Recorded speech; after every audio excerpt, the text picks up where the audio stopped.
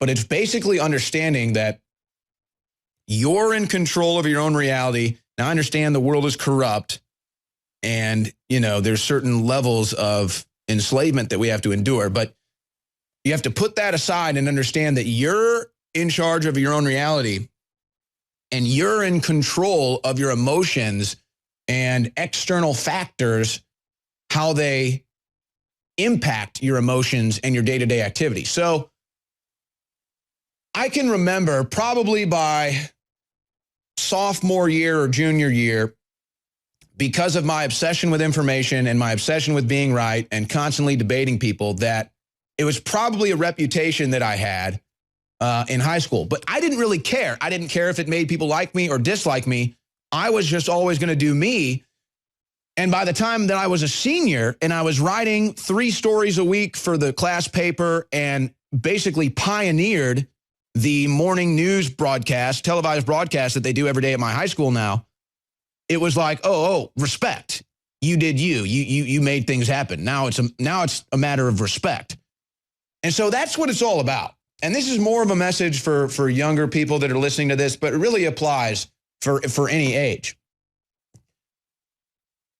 It's understanding that you're in charge of your own path, you're in charge of your own reality, and you're in charge of deciding how or if external factors are going to be impactful. Because if you let external factors get you off course or intimidate you or stop you from doing something or changing who you are, you're not fulfilling your destiny, you're fulfilling someone else's destiny. And the reason why I apply it to high school, because it's such an important time. If you can learn this lesson by high school, you're so far ahead of the playing field, even in college. You're so far ahead of the playing field. These are the type of people that become millionaires by the time they're 30. These are the type of people that become CEOs and executives and massive success stories when they're in their 20s, because they've already passed that ritual of going through the quote-unquote popularity contest or learning how to make your own reality. Most people obviously get over the popularity contest by college or by the time they're out of college.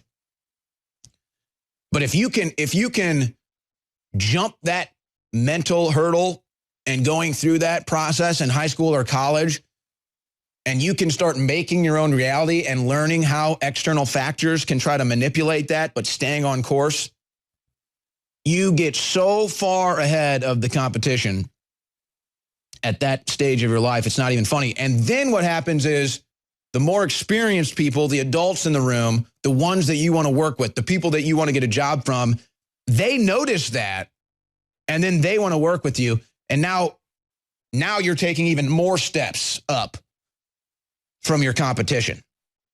So never be intimidated to do what you want to do.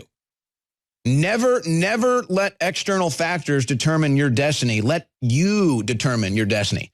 Now, that doesn't mean you're numb to the external world or you don't observe and report these things to yourself and maybe make decisions based off of that.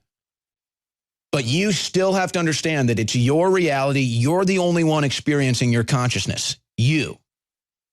And an easier way that I would communicate this to younger people is, imagine if you're in a video game.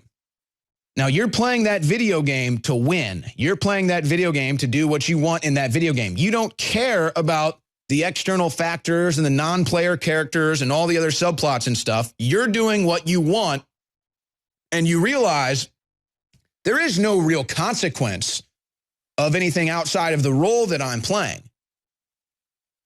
And once you can apply that same practice to your life, you can begin to fulfill your own destiny. You can walk your own path. You can blaze your own trail. And you can start to accomplish the goals you want to accomplish. Doesn't mean it's easy. Doesn't mean it comes overnight. But that's the mindset. And so I'm really excited. I don't remember what chapter it is in Alex Jones' Reset Wars. I think it's chapter 3, The Nature of Reality, probably. Maybe even a little bit of chapter 5, Breaking the Conditioning. It's probably a little bit of both. And then even chapter 6, Reprogramming Your Self-Construct. So it was just funny that I got that text message in the break. And I just realized how it all applies to this. It's like, you know what? I could have changed myself and said, hey, people think I'm weird people don't like me because I like information, and I could have decided, oh, I'm not going to do that anymore. I'm going to go do what the popular kids want me to do, or I'm going to go to these parties or anything. But that wasn't really how I did it. So I'm really excited. I don't mean to belabor this point, but I really think that people are going to get a lot out of this, and they're going to learn how to apply these lessons to their own lives. And I hope that you will. And I hope that you do, because, you know, we get into politics and news here because we feel that that's the important thing to do with all the information to try to wake up the world. But, you know, there's a certain level of what we do that are about empowering the individual, empowering yourself, because it's like I said yesterday, we want to strengthen our arms so that we can lift others up. And then you strengthen your arm, and then you lift others up. The rising tide rises all ships. So that's what it's all about, ladies and gentlemen. And I just found that story with my buddy texting me funny, and I decided to just mention it here and kind of tie it into everything. And I really hope that you can get something out of this, because, you know, sometimes life does present obstacles and challenges, and it can get you down and make you want to give up. But once you can enter the right mindset, none of that affects you. Doesn't mean it's easy, doesn't mean it happens overnight, but you become more centered, you become more zenned out, and most of the time you'll become more successful.